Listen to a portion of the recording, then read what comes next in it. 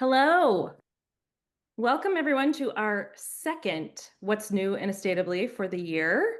I'm Hillary. I'm the marketing manager here at Estateably, and we are delighted to have you join us today. We've got our top shelf team today, and I will let them introduce themselves, speakers and moderators. So, Elsa. Hello, everyone. Welcome back to our second webinar of the year for What's New Estateably. If you've joined us before, I was able to give the demonstration last time, so welcome back. If not, my name is Elsa. I'm a customer success manager here at Estateably, joining you from Vancouver, BC. I'm really excited to be able to share a few of our new features with you today. Hello.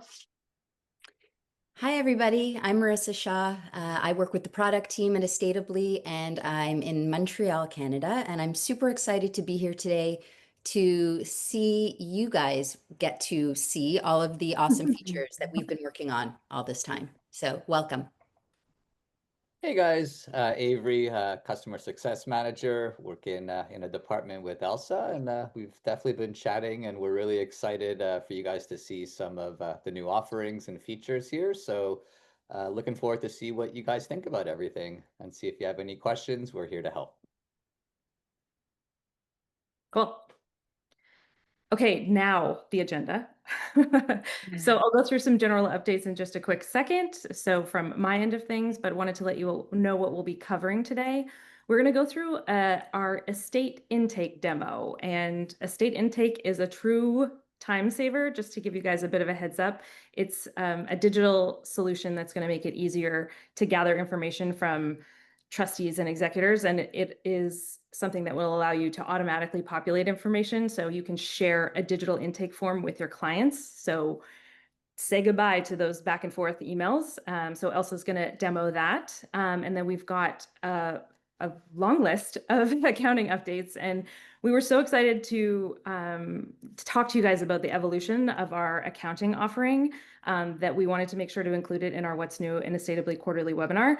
All of these features that we're talking about and these enhancements are going to be in platform on July 15th. So we'll give you a demo today, and you can expect to see them in platform on July 15th. So you'll get notified in app and other ways as well too. So we'll go through those. Then we'll have Q&A. And then, as I mentioned, stay to the end, and we will have our raffle winner announcement. Thank you very much, Hillary. Okay, I'm going to go ahead and share my screen here, and we're going to go through a demonstration of our new estate intake client intake software, which is very exciting. So one good thing to note about this so far, just to let everybody know who is joining us from Ontario and BC, this is currently live for you as of today. You will be able to go and use this right after this webinar if you are comfortable with using it without any training, but please feel free to reach out to us if you would like any sort of training or demonstration in addition to this after the webinar, which would be great.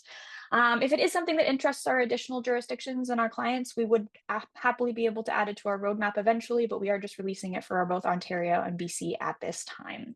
So as you can see, I'm just currently in a demonstration case where I'm in my overview. I'm going to go through the process of showing you exactly how this works as best I possibly can in a nice demonstration fashion. So in order to create and use this client intake software feature, if you will, you're going to, of course, go to the intake portion of the file. And you'll notice right away up on the top right corner, you'll have your email estate intake button. This will allow you to, again, send details to the executor or the trustee on the file to have them pre-fill information for both the intake, the contacts, as well as the inventory, including all those assets and liabilities, which is helpful. So in order to follow through on this process, you're going to go ahead and click on the email estate intake button here. And the first thing that will pop up is your ability to enter the email address of the trustee or the executor that you will be sending the form to. And if it is something that you have kind of created your file already and you've created an executor profile in the contacts ahead of sending this, you would see a drop-down list of those emails appear here, but I will go ahead and just enter my own email here to be able to show you exactly how that works. Perfect. The next thing you're going to do is create a password. This is going to be a secure password that will go and you will be able to send either on your own through, we recommend basically in a separate fashion, such as a text message or a phone call to your specific clients to ensure security purposes. And then we will have some characteristics just that are unnecessary for the password to be sent. I've created one ahead of time just called password. Oops, sorry, I put it in the wrong one there. Just a nice, easy password. to copy and paste in there. And as you can see, it fits all of the requirements. And I'm then going to click on the next button. This will then open up an email-based page, kind of the template that we're going to provide here for you. You'll be able to add in an additional BCC or a CCC contact if you prefer, adjusting the subject matter, but everything will be pre-filled for you if necessary. As you can see, there will be a nice kind of just pre-filled message, like I mentioned, in terms of sending off the client intake link right here, which is going to be the secure link that gets sent to them that they can click to then fill the details that we'll pre-fill in for you. The lawyer name and the phone number will be pre-filled again according to your specific lawyer and responsible lawyer on file for your intake. But of course, for this just demonstration, those are just blank there. Once I go ahead and click on the send button here, it'll just indicate up on the top that there will be a cancel link button here, allowing you to cancel the link if you needed to resend it or restart it at any point. The link will be valid and live for 7 days for the trustee to be able to fill that information in, which is a good thing to note. You can cancel it and resend to restart that time frame if necessary. So you'll notice here up at the top, I'm going to go directly to my email, and I will have received that email immediately, which is very helpful. Hope this email finds you well, etc. with that specific link, like I said. Now, again, this is where the password will come in handy, because once I do click that link here, the first thing it will ask me is what is the password that was provided. So I'm just going to copy and paste that password that I put in there and show you kind of some of the fields that we'll be able to kind of, as you can see, have them enter to pre-fill into the system. So I did go ahead and just have pre-filled a bunch of this information just to ensure we were able to see everything ahead of time. So I'm just going to go and transfer over to that tab now, so you're able to see some details and actually go through the pages with me. You'll first here start, again, it starts with the deceased information for those intake details. You're going to go through whether or not the deceased left a will, all of the deceased information, including, again, first, middle, last name, deceased address, etc. Last occupation, if there was a will, entering the validity questions here, similar to that intake, but again, having your client do it for you, which is very helpful. Once you finish that section, you're going to go on to the next section, which will take you to your beneficiaries detail, and they can create an individual profile for each beneficiary mentioned in the will or whoever they may believe the beneficiaries to be. Again, filling in the details, names, how they're related to the deceased, if they're a child, family members, contact information, including address details, as well as if they are mentally incapable or if they have a legal representative. You can, of course, again, enter that contact information if necessary and add in as many as you may need. You're then able to, again, do the similar process for the executors, creating that executor profile for you, whether it's an individual or a corporate applicant, whatever they may be able to see or read in the will. One good thing to note as we go through this process is that if your client does not know this information, they can, of course, just leave it blank, skip right past it, and you'll be able to enter it on your own at a later date. It's just there, again, to save you some time, hopefully. Executor details, similar to what you may see in the process of the creation of the profile in the system already, whether they are actually related to the deceased, address details, contact information, etc., as many as you may need. Next, we'll have the assets. So again, you're able to add in whatever they may have in terms of values. And again, noting that this may just be something you have to edit at a later date, but you're more than welcome to just have them put in whatever they believed it to be to have it pre-populated into the system for you. In this case, I've just added a piece of real estate, as you can see here, with the value and the current value and the date of death value. Of course, a bank account you're able to enter there as well. Values, whether it's owned solely by the deceased or if it was, of course, a joint community and property, tenancy, etc. Of course, additional details, and then again, adding as many as you may need there. You're then also able to add any liabilities. I haven't added any specifically in this case, but again, it will be the similar process. You'd be able to enter any specific credit card debt, mortgages associated to properties, outstanding bills, etc., etc. Once you're done with once they're done, with entering the details, there will be a submit button at the bottom here where they're able to click this here. Oh, sorry. Click submit. If by chance they had missed any of the mandatory fields, they would receive just a notification indicating that something's missing. They would have to go back and fill that information in. But if they filled it out correctly, you'll see here, you've successfully submitted your estate intake. And if I, as the client or the person who is using the software on our side here, went back to the specific estate case where this is associated to, forgive me, I had to create another one just so I could show you both sides of it. You'll be able to see here that the intake now has the option to import estate intake. So it's going to have the option to pull all of those details in, which is going to be very helpful.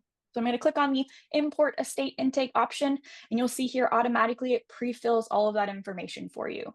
You can uncheck anything that you don't want to pull in. Maybe they entered something completely incorrectly. You don't want to have to go through and delete it. Completely up to you, but it will have all of those fields pre-entered there for you, which is wonderful. It'll show you exactly how many fields will be pulled in, 54. Again, unchecking anything as need be, beneficiary details, asset details, et cetera, et cetera. Clicking on the next icon here, you're about to import 54 fields. Are you sure you want to import them? In this case, of course, we're going to select yes, import. It will take one moment.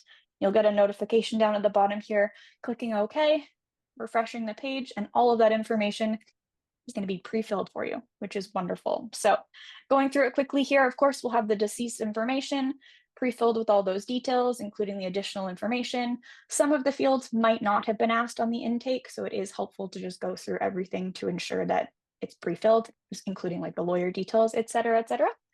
Application information, of course, being different for the BC clients, you'll have that information there.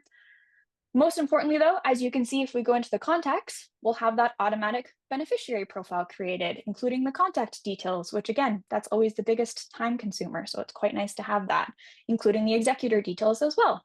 That was just who I entered here. Sorry for myself previously.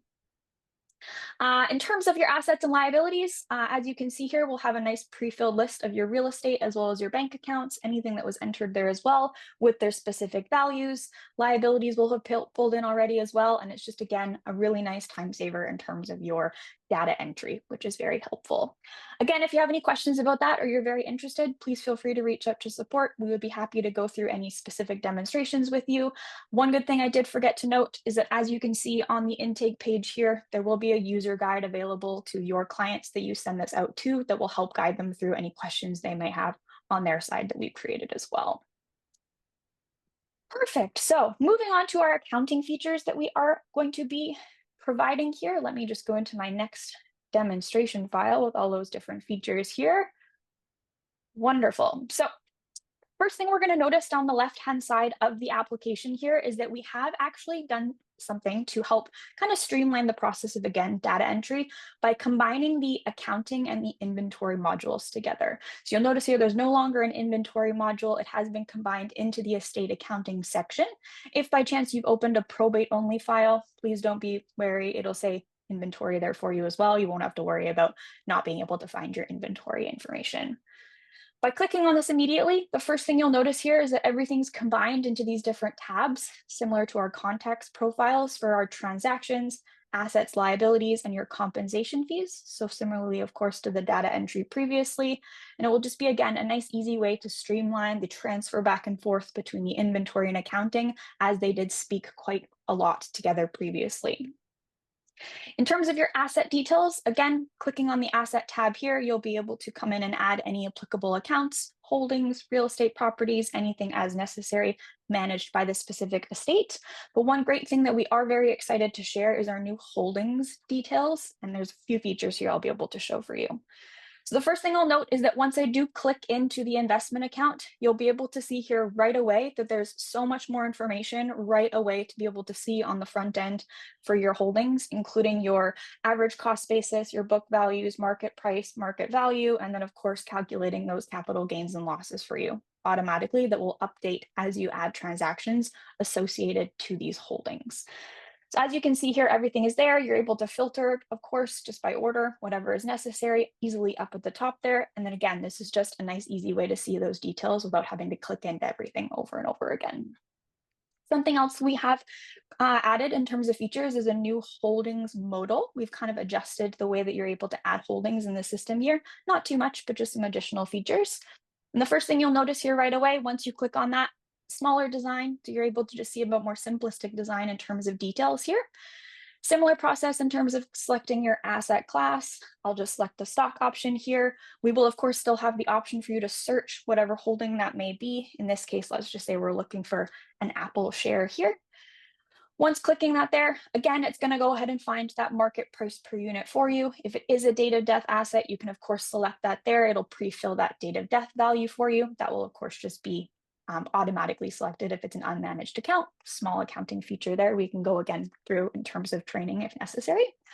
Additional feature we have added is this ability to view details for this holding. This is very helpful because it's going to go into a history. We have an integration with an API integration called 12 data. Once you select that here, it will show you the symbol details if there is any stock split history, as well as the last dividend details. So if that information is shared with them, it will be shared with you directly through the system here, which is very helpful to be able to remember and see.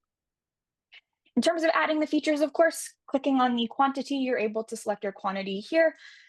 It'll automatically fill in both the date of death price per unit and the total value for you. And the system will allow for you to add it in both ways now, which is very helpful. So if you do have just a total value on your statement that you'd like to add instead of the per unit price, you can enter that total value here. It will do the math divided by your quantity, etc., or vice versa. So it is, again, just easing the functionality of that data entry for you in whichever way your statement says. So it just doesn't have you do any math, which is very helpful.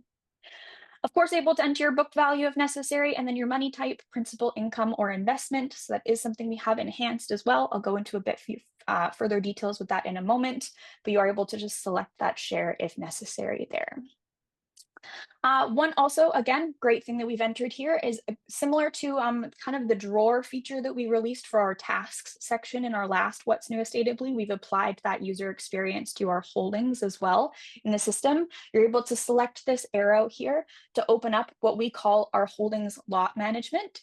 And we are able to do it in two different ways, by either your FIFO, first in, first out method, or also by average cost. So it really depends on where you're located. It will be available for you in both ways, depending on the holding in terms of how you're accounting it that way, or depending on how you're doing accounting. So again, just furthering that customization, which is very helpful. This also will play into how we have now consolidated all of the holdings information. So that includes the fact that we no longer have our clients create an original holding as well as the current holding to be able to associate the additional buy more holdings, dividend reinvestment transactions, anything that the estate trustee, or again, the trustee themselves would be in charge of, which is very helpful. That is something that was significant feedback we got back, and that is something we're finally releasing. We're very, very excited about it. Hopefully it will save us all some time, energy, and happiness. So again, as you can see, we have our lots management, we're calling it, for the FIFO method. If by chance you are dealing average cost, which of course is more common in Canada, you'll be able to see the average cost updated every time you are adding an additional purchase transaction or sale transaction or dividend, et cetera, et cetera. And again, all of your corporate actions being visible and easily accessible up at the top here to associate specific transaction types to these shares. If by chance I just wanted to show you a dividend reinvestment right now for a specific share to see how that transaction purchase would work, similar process as previously, but again, it's going to be combined into this lot management. Clicking on our buy more holdings function here, just a couple quick details I've added in. I think I had them saved here to be able to do the math quickly. Current value, let's just say our dividend was 96.35 and our quantity was like 0.41, automatically doing that math for the purchase of additional shares. Money type, like I said, adding in that feature here in a multitude of different places within the platform for you to clarify exactly which type of transaction you are adding here, principal, income, or investment. If by chance, again, it is a reinvestment type, you're going to be able to select your dividend, income, interest, or capital gain, and then again, selecting whether that is a principal or income transaction, etc. Once saved in the system here, you'll be able to see, again, similar just previously, your notification at the bottom here, but going into the lot management or the view of those consolidated holdings, clicking into the Lululemon Athletica share, you'll see here again that additional investment purchase all combined into one directly into this one screen, which is very, very helpful. That was, again, something people were very excited about. We were excited about releasing, which is great. Additional feature as well, something again a bit more on the client feedback or client request side. We now have the ability to transfer holdings multiple times within different accounts if that does happen within your accounting period. To do that, of course, it would be the similar user experience in terms of doing your transfer holdings option here, finding this button here. But again, the system will allow you to do it to however many accounts you may need, keeping track of those transactions on the applicable report for you, which is helpful. In this case, if I did want to show you how to do one there, I would just be able to select that transfer. Let's just say it's as of today. I'll transfer it to my additional estate account. Selecting my save button, it will have disappeared right off the list there for me. Going into my additional account here, I would click into my non-registered view holdings, viewing that Lululemon Athletica holding. It will keep its original asset status, so you can see that there. It will remember where and when it transfers to, indicating it was the original asset. But if by chance I wanted to transfer it one more time directly to the estate account, it will now let me do that, which is very helpful. In this case, I'll just do that right there.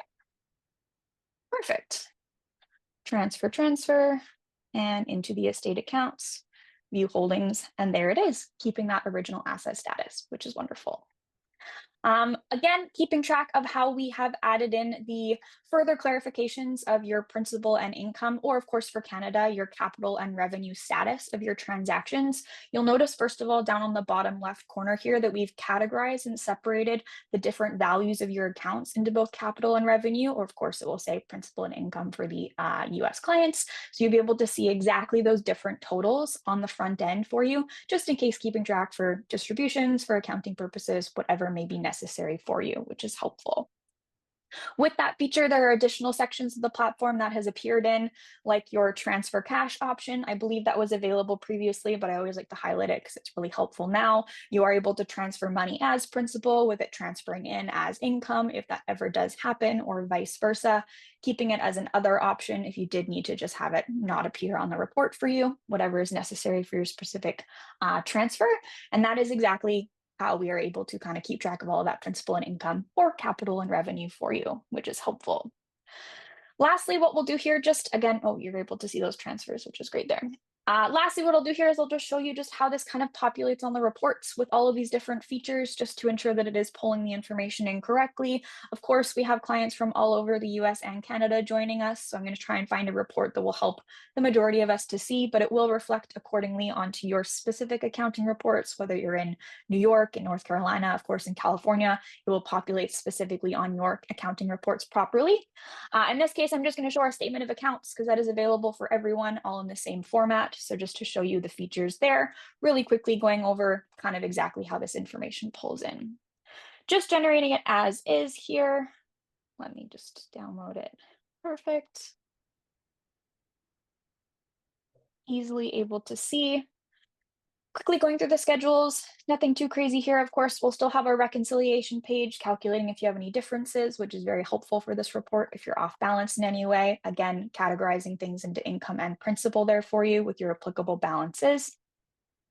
Going into your list of original assets, which is helpful. I'm not sure if anybody's realized this on this report, but I always like to highlight it because it is a great feature now. We do go into a partial realization and your applicable principal receipts and income receipts, if necessary, for those realizations on this schedule as well. So kind of separating that information as opposed to hiding it down the different schedules, which is very helpful here with your total at the very bottom, of course. Principal receipts, as usual, again, pulling the same into your other reports if necessary, any of your principal disbursements, categorizing it by type. Income receipts, of course. So again, all of those dividend reinvestments, anything populating from those holdings, those lots, pulling in the details, that's just going to be here, pulling in for your income receipts, if of course they are income, unless they're categorized as principal, etc. Income disbursements as necessary. And then continuing through here, your list of unrealized original assets, so anything that still necessarily needs to be dealt with or sold off by the estate or the trustee, and any other original assets. Your estate investment transactions, so this is again where all of that information is going to pre-populate by what the estate trustee completed. You'll see here the date and description, including those dividends coming in, and any purchases by the estate trustee as well as both a debit and a credit, which is great. Of course, for our national standard accounting report, and again, any applicable specific accounting reports, we'll go into those gains and losses there for you on those sales and other dispositions, et cetera, pulling in all the applicable details as need be. Wonderful. Everything else is the same here. List of liabilities, executor compensation, et cetera, et cetera. Perfect. So I know that that was quite a bit of information just in terms of our accounting features that we have released. Of course, we can demonstrate accounting features till the end of time, but until you actually get to start working in the system and add in your own individual figures for your accounts, that's when the questions start popping up. So please feel free to reach out to support at any time, and we will be able to help you through this. If you'd like an additional demonstration at all, let us know. We'll be able to help out, hop on a call with you, and go through these additional features. One last thing to note, of course, just a reminder that the estate intake process is available live now for both Ontario and BC clients, and the accounting features will be released as of July 15th, and we are very, very excited about those. So without further ado, I will hand it back over and we will go through the rest of the webinar. Avery and Marissa, is there any questions that we weren't able to answer, or did we want to share some of those answers with the rest of the attendees, just in case we had some questions that everyone should know about? No, it seems like most questions we got answered, unless I know I missed a couple, but I just got back to those prior questions earlier from the webinar. But I think everything was answered publicly. But if anybody has any additional questions on top of what was already asked, or any specific questions, you can definitely shoot those off in the QA. I'd be more than happy to answer those as well. Okay. Okay. We'll give that a minute, but if there's anything, Marissa or Elsa, anything that we may need to know, or frequently asked questions, let us know before we close out the webinar today. And again, all of this information will be communicated on July 15th as well, when everything goes live. So. Yes, the email template that is sent with the shareable intake can be edited before sending it. So it's pre-populated with suggested text, and you can modify that text as you'd like and adjust it before you send it off to your client. Thank you. Isabel, yes, the client will need the password to complete this link. So we do, like I said in the demo, recommend not entering the password in that email that you send out originally, kind of communicating with them offline, just to be able to share that secure password again, because it is available for those 7 days. So we recommend through just a phone call, or perhaps an additional email through your own secure servers, just to ensure that that is there. So that will be available. Yeah. Cool. Perfect. I think we got them all. Awesome. Thank you for your did. questions, everyone. Appreciate participation. That's great. Okay. Thank you again for spending some time with us on Thursday, and we'll be back for Q3, and we'll keep you updated as soon as everything's released. Thanks so much, everyone. Have a great rest of your day. Thank you. Thank you very much, Thanks, everybody. everybody. We'll see you soon. Bye-bye. Bye-bye. Bye.